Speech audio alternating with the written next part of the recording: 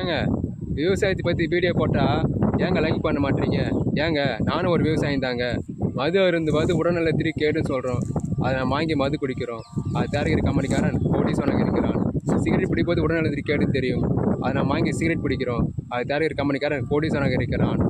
விவசாயம் செய்கிற விவசாயினோட வாழ்க்கை அப்படி இல்லைங்க.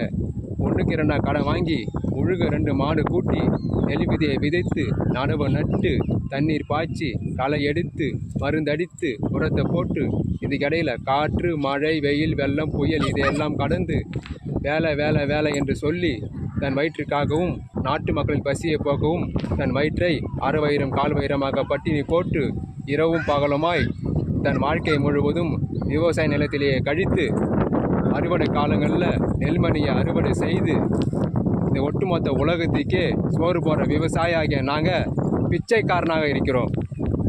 இந்த விவசாயிக்கு ஒரு